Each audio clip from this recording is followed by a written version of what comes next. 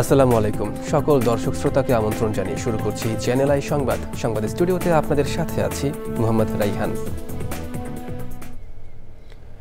আর বিস্তারিত সংবাদের শুরুতে জানিয়ে দিচ্ছি ফ্রেশ আটা ময়দা সুজি সংবাদ শিরোনামগুলো।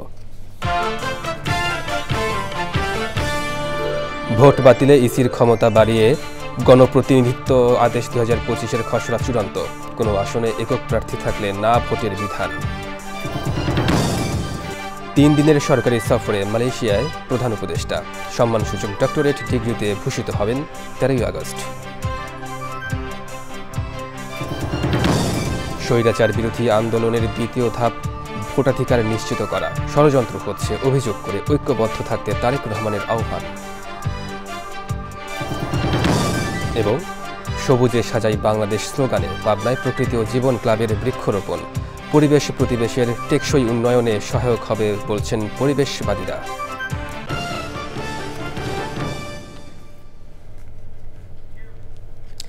দর্শক সংবাদ শিরোনামগুলো জানাচ্ছিলাম। এখনকার এই সংবাদ আয়োজনে একই সঙ্গে চ্যানেল আইয়ের ইউটিউব চ্যানেল এবং চ্যানেল আইয়ের ওটিটি প্ল্যাটফর্ম আই স্ক্রিনে লাইভ স্ট্রিম হচ্ছে।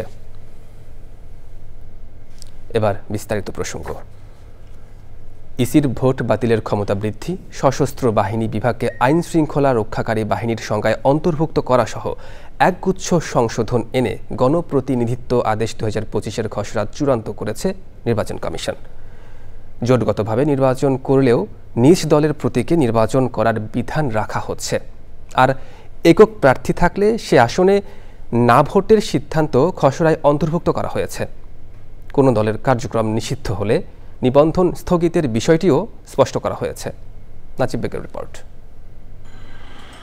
সংবিধানের আওতায় নির্বাচন সংশ্লিষ্ট যতগুলো আইন আছে তার মধ্যে নির্বাচন পরিচালনা সংক্রান্ত মূল আইন হল গণপ্রতিনিধিত্ব আদেশ বা আরপিও সংস্কারে একগুচ্ছ সুপারিশ চূড়ান্ত করতে দ্বিতীয় দিনের মতো বৈঠকে বসে নির্বাচন কমিশন। 8 ঘণ্টার বৈঠক শেষে চূড়ান্ত খসড়া তুলে ধরা হয়। খসড়ায় আইনশৃঙ্খলা বাহিনীর সংজ্ঞায় সশস্ত্র বাহিনী বিভাগকে অন্তর্ভুক্ত করা হয়েছে। বাতিল করা হয়েছে ইভিএম প্রকল্প। কোনো আসনে একজন প্রার্থী থাকলে না ভোটের বিধান ফিরিয়ে আনা হয়েছে। 2 জন প্রার্থী সমপরিমাণ ভোট পেলে লটারি নয়, হবে পুনর্নির্বাচন। আইন প্রয়োগকারী সংস্থা যে ডেফিনেশন আছে সেই ডেফিনেশনে সেনা, নৌ এবং বিমান বাহিনী সহ বাংলাদেশ কোস্ট গার্ডকে সামিল করা হয়েছে। ইভিএম সংক্রান্ত যাবতীয় প্রভিশন বিলুপ্ত করা হয়েছে। সার্বিকভাবে না ভোট নয়, যদি কোনো কনস্টিটিউয়েন্সিতে মাত্র একজন ক্যান্ডিডেট হয় তাকেও নির্বাচনে যেতে হবে, তার বিপক্ষে না প্রতিদ্বন্দ্বিতা করবে। ভোটের ফলাফল বাতিলের ক্ষমতা বাড়ানো হয়েছে খসড়ায়।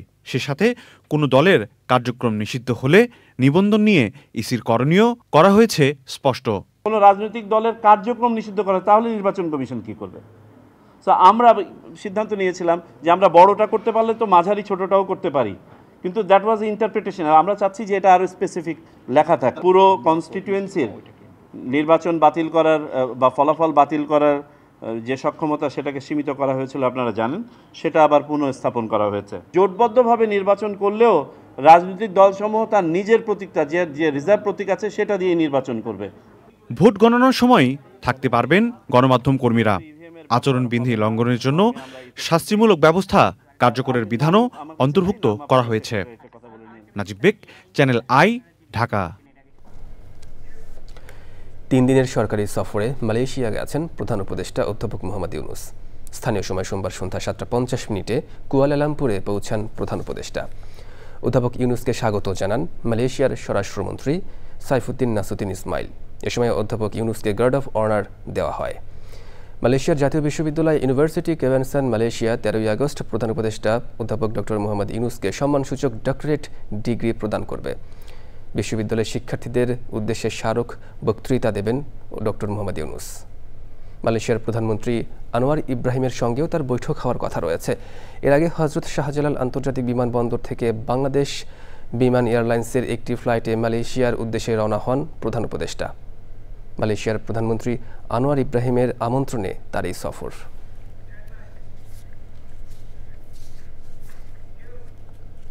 বিএনপির ভারপ্রাপ্ত চেয়ারম্যান তারেক রহমান বলেছেন, স্বৈরাচার পতনের আন্দোলনের প্রথম ধাপ শেষ হওয়ার পর এখন দ্বিতীয় ধাপ হচ্ছে ভোটের অধিকার নিশ্চিত করা।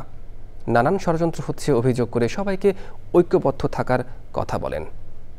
বিএনপির নওগাঁ জেলার সম্মেলনে ভার্চুয়ালি যুক্ত হয়ে নেতাকর্মীদের উদ্দেশ্যে তিনি বলেন, অনেক ঘুঘু ঘুরঘুর করছে, যারা নিজের স্বার্থ হাসিলের পর দলের দুঃসময়ে চলে যাবে, তাদেরকে দূরে রাখতে হবে। রাহুল রায়ের রিপোর্ট। রোববার ছিল রাজশাহী মহানগর বিএনপির সম্মেলন, এর পরদিন নওগাঁ জেলার সম্মেলন। ভোটের মাধ্যমে নেতৃত্ব বাছাইয়ের এসব সম্মেলনে ভার্চুয়ালি যুক্ত হচ্ছেন বিএনপির ভারপ্রাপ্ত চেয়ারম্যান তারেক রহমান। নওগাঁ জেলার সম্মেলনেও প্রায় পুরো সময় ভার্চুয়ালি যুক্ত ছিলেন। নেতাকর্মীদের উদ্দেশ্যে বক্তব্যও দিয়েছেন। আন্দোলন বলুন, সংগ্রাম বলুন, যুদ্ধই বলুন, যেভাবেই বলুন না কেন, সেটির একটি পর্ব শেষ হয়েছে। এখন দ্বিতীয় পর্ব শুরুর পালা। দ্বিতীয় পর্ব কি? যেই দাবি আমরা করে আসছিলাম গত এক যুগেরও বেশি সময় ধরে, কি ছিল সেই দাবি?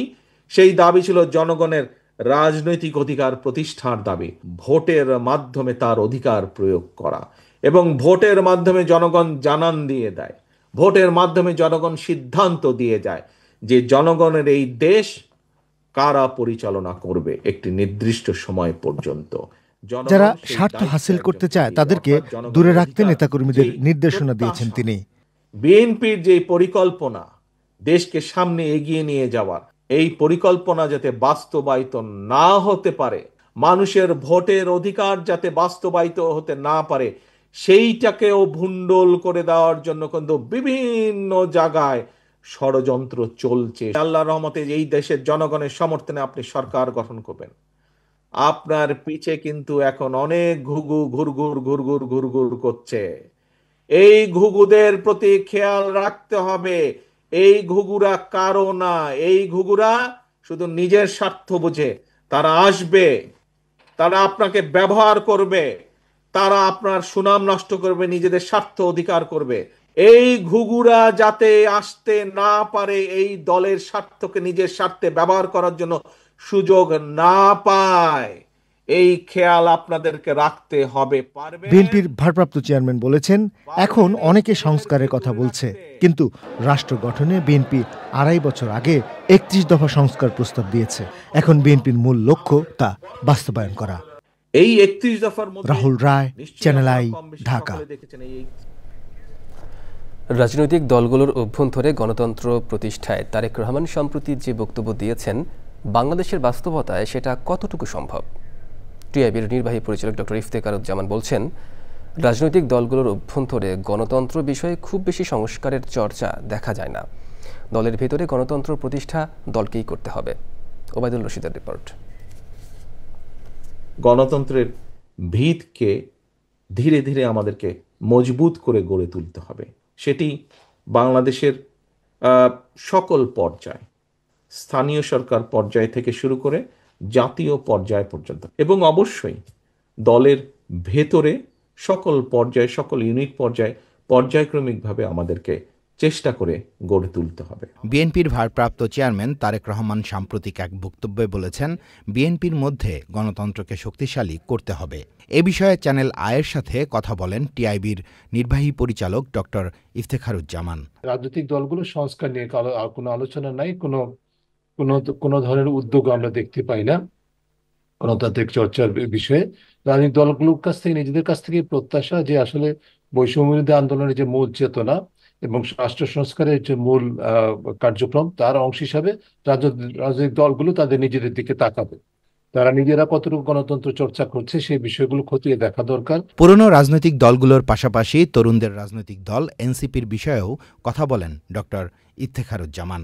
যেটা হয়েছে, এই নতুন রাজনৈতিক দল তারাও কিন্তু খুব শীঘ্রই প্রতিষ্ঠিত হওয়া চালু হওয়ার পর থেকেই যে প্রতিষ্ঠিত রোল মডেল যেটা আছে, যে দলবাজি, দখলবাজি, চাঁদাবাজি, এটাই আমাদের রাজনৈতিক সংস্কৃতি, এভাবেই চলতে হবে, এটার মধ্যে তারা আত্মসমর্পণ করে ফেললো, তার মধ্যে নিজেদেরকে নিমজ্জিত করলো, যার ফলে তারা নিজেদের মধ্যে একটা, বলবো যে আমি এটুকু বলতে পারি যে এটা তাদের কাছ থেকে প্রত্যাশিত ছিল না। শুধু তাই নয়, এটা এক ধরনের আত্মঘাতী পথে তারা যাচ্ছে। তাদের উচিত ছিল এই এই চর্চাটাকে বর্জন করে নিজেদেরকে একটা আলাদা রোল মডেল হিসেবে প্রতিষ্ঠিত করা, rather than taking the existing role model. স্বচ্ছতা ও সংস্কারের বিষয়ে রাজনৈতিক দলগুলোর আরও গুরুত্ব দেওয়া উচিত ছিল বলে মনে করেন টিআইবির নির্বাহী পরিচালক ওবায়দুল রশিদ, চ্যানেল আই, ঢাকা। প্রথমবারের মতো বাংলাদেশ সফরে আসছেন সৌদি আরবের ক্রাউন প্রিন্স ও প্রধানমন্ত্রী Mohammed bin Salman. Saudi Arab Bangladesh chamber of commerce and ইন্ডাস্ট্রির আলোচনায় তথ্যটি জানিয়েছেন পররাষ্ট্র মন্ত্রণালয়ের সচিব ডক্টর নজরুল ইসলাম। প্রধান উপদেষ্টা ডক্টর মোহাম্মদ ইউনূসও সৌদি আরব সফর করবেন বলে জানান তিনি। প্রাথমিকভাবে ইউনিক গ্রুপের সাথে যৌথ উদ্যোগে ওই দেশের উপযোগী করে 100 নার্স নেওয়ার ঘোষণা দিয়েছেন সৌদি আরবের উদ্যোক্তা স্বাস্থ্য খাতের বিশেষজ্ঞ ডক্টর খালিদ মোগেম আল হারাবি। রিজভি নিউজের রিপোর্ট। নবগঠিত Saudi Arab Bangladesh chamber of commerce and ইন্ডাস্ট্রির উদ্যোগে ঢাকায় শেরাটন হোটেলে Bangladesh health care prospect in Saudi Arabian employment market শিরোনামে আলোচনা। চেম্বারটির সভাপতি আশরাফুল হক চৌধুরীর সভাপতিত্বে অনুষ্ঠানের প্রধান অতিথি ছিলেন পররাষ্ট্র মন্ত্রণালয়ের সচিব ডক্টর নজরুল ইসলাম। তিনি বলেন, আগামী নির্বাচনে যে দলই সরকার গঠন করুক, সৌদি আরবের জন্য নীতি বদল হবে না।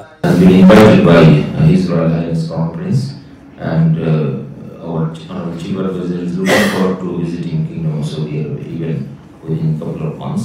দুই দেশের বিনিয়োগ সম্ভাবনা নিয়ে কথা বলেন বেসরকারি খাতের উদ্যোক্তারা। We didn't have the platform to start that efficiency from. So we need to have good platform to start with, like good hospitals, good examples, and then every day we can build on the level of services. আমাদের অনেক বিদেশি সংস্থার সাথে বিদেশির সাথে বাংলাদেশের এরকম joint ভেঞ্চারও এইসব ধরনের প্রকল্প হতে পারে। স্বাস্থ্য খাত বিশেষজ্ঞ ডক্টর খালিদ মোগাম আল হারবি বলেন, বিপুল জনশক্তিকে সৌদির মান অনুযায়ী নার্সিং প্রশিক্ষণ দেয়া গেলে অপার সম্ভাবনা বাংলাদেশের। There is a lot of opportunity either here in Bangladesh or in Saudi Arabia for investment. There is a lot of hospital there, the government. দক্ষ নার্স তৈরিতে সরকারের নানা উদ্যোগ তুলে ধরেন স্বাস্থ্য মন্ত্রণালয়, শিক্ষা মন্ত্রণালয় এবং দক্ষতা উন্নয়ন কর্তৃপক্ষের প্রতিনিধিরা। রিজভিনা ওয়াজ, চ্যানেল আই, ঢাকা। সবুজে সাজাই বাংলাদেশ স্লোগানে সমৃদ্ধ প্রকৃতি গড়তে পাবনায় বৃক্ষরোপণ করছে প্রকৃতি ও জীবন ক্লাব। মোবাইল নেটওয়ার্ক অপারেটর বাংলালিংকের সহযোগিতায় সবুজ প্রকৃতি গড়ার কর্মসূচিতে যুক্ত হয়েছেন তরুণ প্রজন্মসহ সর্বস্তরের মানুষ। এমন উদ্যোগ পরিবেশ প্রতিবেশের টেকসই উন্নয়নে সহায়ক হবে বলছেন পরিবেশবাদীরা। পাবনা থেকে আখতারুজ্জামান আখতারের তথ্য ভিডিও চিত্রে আফরোজা হাসির রিপোর্ট।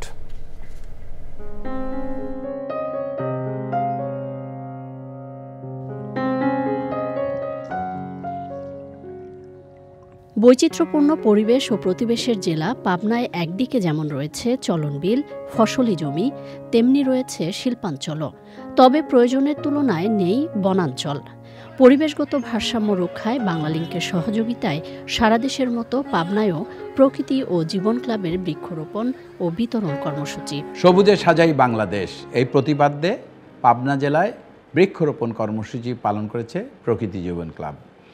আমরা যদি সঠিকভাবে আমাদের এই বৃক্ষরোপণ করি আমাদের বাড়ির আশেপাশে, তাহলে কিন্তু এই যে এসির যে ব্যবহার, সেই ব্যবহার কিন্তু 30% কমানো সম্ভব। এবং এই কাজটি করতে হলে কিন্তু আমাদের কিন্তু প্রচুর গাছ লাগাতে হবে। আমাদের সারা বাংলাদেশটাও শীতল থাকবে, আমাদের বাড়িঘর শীতল থাকবে এবং আমাদের এই পরিবেশ প্রকৃতিও ভালো থাকবে। আসুন আমরা এই বর্ষায় সারা বাংলাদেশটাকে সবুজে ছেয়ে ফেলি। সবুজায়ন উৎসবের আবেশে সেজে ওঠে Pabna collectorate public school and college. গাছ লাগিয়ে পরিবেশ বাঁচানোর চেষ্টা করি, আমরা কিন্তু আবার সবুজ সুলভ দেশ একটা করতে পারবো। এখান থেকে আমি নানা রকম ফল পাবো, আমার অবশ্যই অনেক ভালো লাগবে। গাছ না কেটে বেশি করে গাছ লাগাবো, গাছটিকে আমি যত্ন করব। এই প্রোগ্রাম মাধ্যমে বাংলাদেশে সবুজ বনায়নে একটা মুখ্য ভূমিকা পালন করতে পারবো এবং বাংলালিংক আপনাদের সাথে থাকবে আশা করি। প্রকৃত জীবন ক্লাব সারা দেশে যে কাজ করে যাচ্ছে তাদেরকে আমার অন্তর থেকে অভিবাদন। পরিবেশের ভারসাম্য রক্ষায় সময়োপযোগী উদ্যোগকে স্বাগত জানান বিশিষ্টজনরা। সুন্দর অ্যারেঞ্জমেন্টে পাবনার বিশিষ্ট লোক সবাই আসছে এবং আমি খুব খুশি হয়েছি। এই পরিবেশকে, এই পৃথিবীকে সবুজময় রাখার জন্য এই ধরনের কর্মসূচির কোনো বিকল্প নেই। পরিবেশে ভারসাম্য বজায় থাকবে এবং অক্সিজেনের কোনো স্বল্পতা হবে না এবং সর্বোপরি একটি সুন্দর পরিবেশ গড়ে উঠবে, একটা ক্লিন এবং গ্রিন পাবনা গড়ে উঠবে। সম্মিলিত প্রচেষ্টায় সারা দেশ সবুজে ভরে উঠবে প্রত্যাশা সব মহলের। আফরোজা হাসি, চ্যানেল আই। অবৈধভাবে পাথর উত্তোলন আর পরিবেশ বিধ্বংসী বেপরোয়া লুটপাটে বদলে গেছে সিলেটের ভোলাগঞ্জ সাদা পাথর এলাকার চিত্র। পাথরের জায়গায় এখন শুধুই ধুলো আর বালির স্তূপ। স্থানীয়দের ভাষ্য, গত 2 সপ্তাহে অন্তত 100 কোটি টাকার পাথর লুট হয়েছে। সাদিকুর রহমান সাকির তথ্য, ভিডিওচিত্রে মুশাহিদ রনির রিপোর্ট। সিলেটের ভেলাগঞ্জের নামে মানসপটে ভেসে ওঠে ছড়িয়ে ছিটিয়ে থাকা পাথরের সৌন্দর্য, কিন্তু রাজনৈতিক পট পরিবর্তনের পর থেকে বিরামহীন চলছে বেপরোয়া পাথর লুট। প্রতিনিয়ত পাথরের সঙ্গে বালু লুটের ফলে ভ্রমণ পিপাসুদের পছন্দের শীর্ষে থাকা এই পর্যটন কেন্দ্রটি বর্তমানে ক্ষতবিক্ষত। আগে রাতের আধারে লুটপাট চললেও এখন দিনেই চলছে পাথর উত্তোলন। এমন প্রকাশ্য অপরাধেও নেই প্রশাসনের দৃশ্যমান পদক্ষেপ। সাদা পাথরের সৌন্দর্য দেখার জন্যই দেশ বিদেশের পর্যটকরা এখানে ছুটে আসেন, কিন্তু আমরা দেখতে পাচ্ছি, আমার পিছনেই দেখতে পাচ্ছেন যে কিভাবে পাথর লুট করা হচ্ছে। আসলে তারা খুবই নির্লিপ্ত, তারা এটা রক্ষা করতে পারছে না। এখন আর আগের মতন নাই, পাথর নাই। নৌকা ভর্তি করে কে বা কারা পাথর নিয়ে যাচ্ছে, ঠিক মতন ঘুরতে পারি না, ঠিক মতন মজাও পাচ্ছি না। এমন পরিবেশ বিধ্বংসী কার্যক্রম না থামলে অচিরে এই জনপদ মরুভূমিতে পরিণত হবে বলছেন পরিবেশবাদীরা। বিজেপি ক্যাম্প আছে, আনসার, পুলিশ সবকিছু থাকার পরেও নির্বিচারে সাদা পাথর থেকে পাথর লুণ্ঠন হয়েছে। পাথর লুণ্ঠনের সাথে দলমত নির্বিশেষে ওই এলাকার সমস্ত প্রভাবশালী ব্যক্তিরা সম্পৃক্ত আছেন। উত্তোলন বন্ধে নিয়মিত অভিযান চলছে বলেই দায় এড়িয়েছে স্থানীয় প্রশাসন। বালু পাথর বন্ধে আমরা আসলে সব সময় আমরা মোবাইল কোর্টের অভিযান পরিচালনা করছি। সব মন্ত্রণালয় বা সব ডিপার্টমেন্টের সমন্বয়ে আমরা এখানে টাস্কফোর্স অভিযানের মাধ্যমে বন্ধ রাখার চেষ্টা করছি। প্রাকৃতিক সৌন্দর্য আর সম্ভাবনাময় পর্যটন কেন্দ্রটি রক্ষায় কার্যকর পদক্ষেপের দাবি স্থানীয়দের। Mushahid Rony, Channel i. দর্শক দেখছেন চ্যানেল আই সংবাদ। এবার বিরতি, আর বিরতির পর জানিয়ে ফিরছি।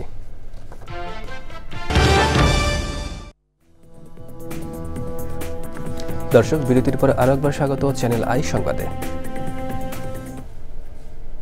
এবার কৃষি সংবাদ।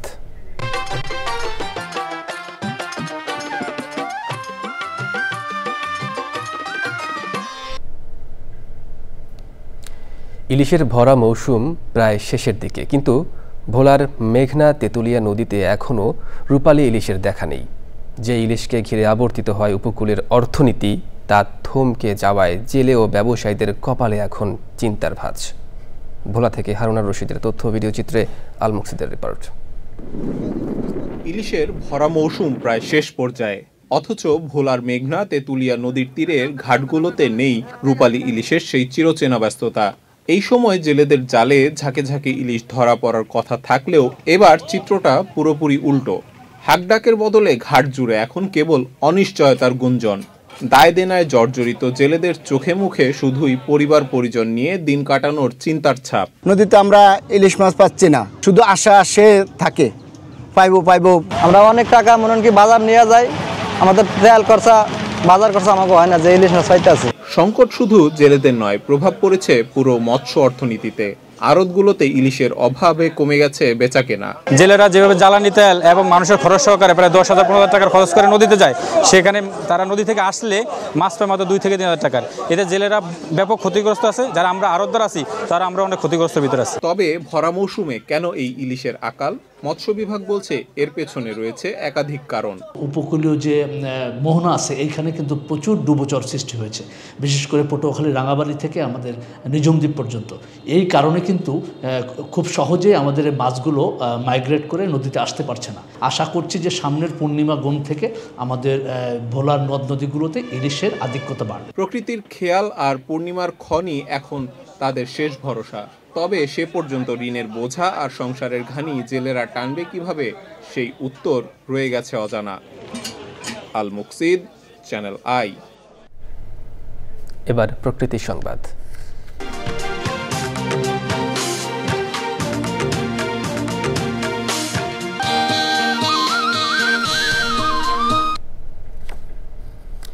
মাতৃপ্রতি এবং স্মৃতি প্রতিপাদ্যে অন্যান্য দেশের মতো বাংলাদেশেও পালিত হচ্ছে বিশ্ব হাতি দিবস। বনভূমি ধ্বংস ও খাদ্যের অভাব, রোহিঙ্গা ক্যাম্প এবং রেল লাইনের কারণে বন্ধ হয়ে গেছে হাতির অনেকগুলো করিডোর।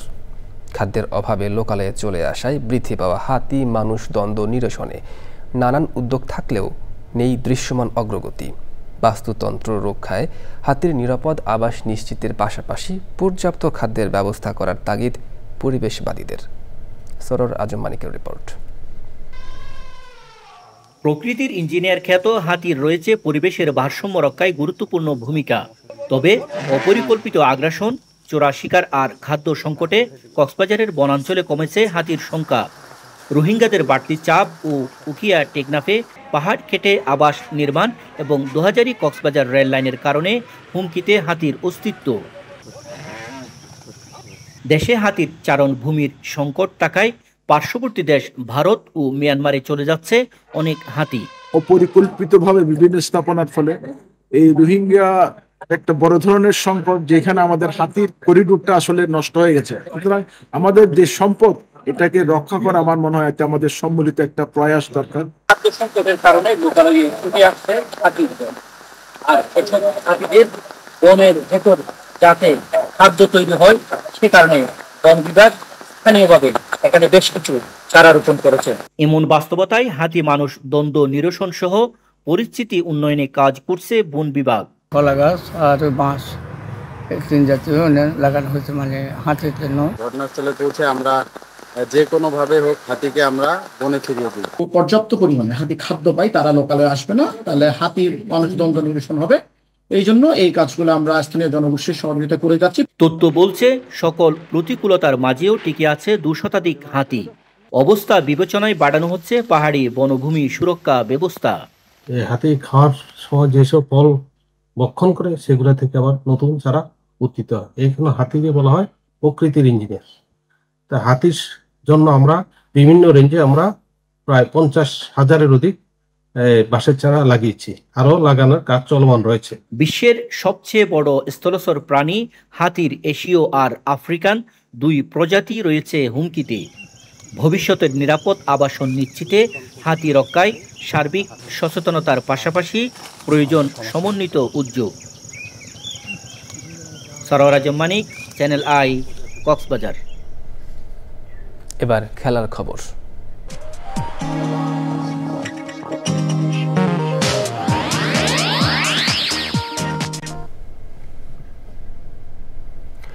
বিপিএলের ফ্র্যাঞ্চাইজি চিটাগাং কিংসের কাছে বিসিবির ৪৬ কোটি টাকা বকেয়া থাকার অভিযোগ অস্বীকার করলেন কর্ণধার সামির কাদের চৌধুরী। সোমবার সংবাদ সম্মেলনে তিনি জানান, এই অভিযোগ সঠিক নয়। বিস্তারিত সানিয়া তন্ময়ের রিপোর্টে। সম্প্রতি বিপিএলের ফ্র্যাঞ্চাইজি চিটাগাং কিংসের কাছে বিসিবির ৪৬ কোটি টাকার বকেয়ার বিষয়টি প্রকাশ পায় দেশের গণমাধ্যমগুলোতে। আলোচনার মধ্যেই সংবাদ সম্মেলনে অভিযোগ অস্বীকার করেন ফ্র্যাঞ্চাইজিটির কর্ণধার সামির কাদের চৌধুরী। মজার বিষয় হলো এই ফিগারটা ৪৬ কোটি টাকার, এটা না ওনাদের কাছে কোনো জবাব আছে না আমার কাছেও কোনো জবাব আছে, কিন্তু বাজারে কিন্তু ঘুরছে ৪৬ কোটি টাকার। এই ফিগারটা কোথার থেকে আসছে এটা কারো কাছে কোনো উত্তর নেই। বাংলাদেশ ক্রিকেট বোর্ডের কাছেও এটা আপনাদের সামনে হয়তো বা জিজ্ঞেস করা হয়েছে, এটার কোনো উত্তরই নেই, আমার কাছেও নেই। আনফর্চুনেটলি এটার উত্তরটা আমিও আপনাদেরকে দিতে পারছি না। শিগগিরই বিসিবির সাথে বৈঠকের মাধ্যমে বিরোধ নিষ্পত্তির আশা করছেন তিনি। আমরা কিভাবে আগাবো না আগাবো এটা ইনশাল্লাহ আশা রাখি খুব শিগগিরই বাংলাদেশ ক্রিকেট বোর্ড এবং আমরা বসে এটা ওভাবে সমাধান করতে পারি। আমি খুবই গ্রেটফুল আমি আজকে যে ফোন কলটা পেয়েছি বোর্ডের তরফ থেকে, এখন যে আমার সাথে তারা বসে এটা সমাধান করতে যাচ্ছে, এটার জন্যই আমি এতদিন অপেক্ষা করছিলাম। আমারটা আপনারা যদি বিসিবির সাথে আলোচনার ফলাফলের উপর নির্ভর করবে আসন্ন বিপিএল মৌসুমে ফ্র্যাঞ্চাইজিটি থাকছে কিনা।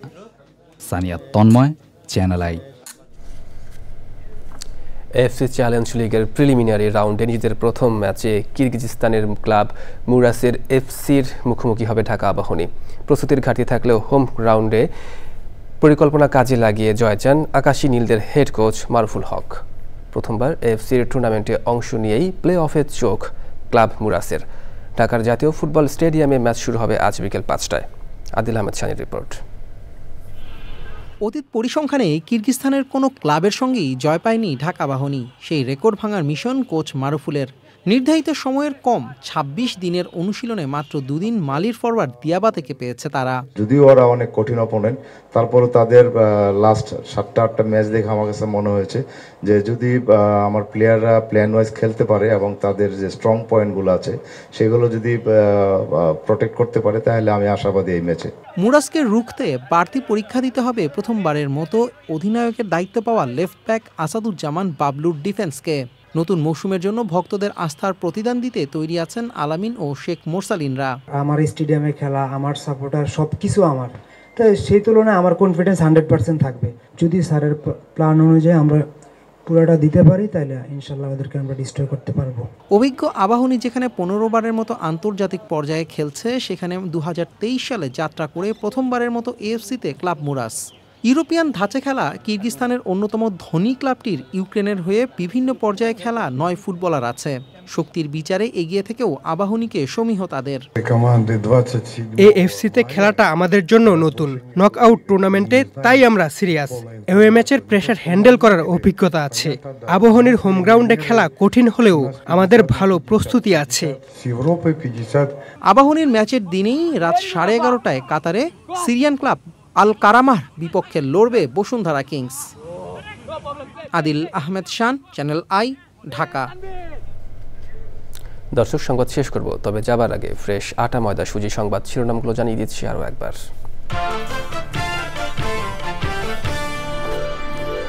ভোট বাতিলে ইসির ক্ষমতা বাড়িয়ে গণপ্রতিনিধিত্ব আদেশ 2025-এর খসড়া চূড়ান্ত। কোনো আসনে একক প্রার্থী থাকলে না ভোটের বিধান। 3 দিনের সরকারি সফরে মালয়েশিয়ায় প্রধান উপদেষ্টা। সম্মানসূচক ডক্টরেট ডিগ্রিতে ভূষিত হবেন 13 আগস্ট।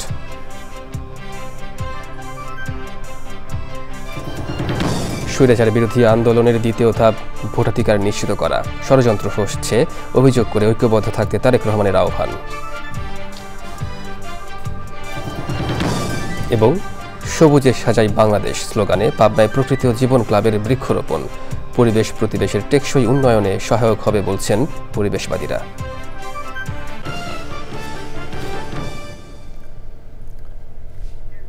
দর্শক, চ্যানেল আইয়ের সর্বশেষ সংবাদ জানতে ভিজিট করুন channelionline.com-এ। যুক্ত থাকুন আমাদের সোশ্যাল মিডিয়ার প্ল্যাটফর্মগুলোর সাথে। পরবর্তী শীর্ষ খবর দেখার আমন্ত্রণ। ধন্যবাদ সবাইকে।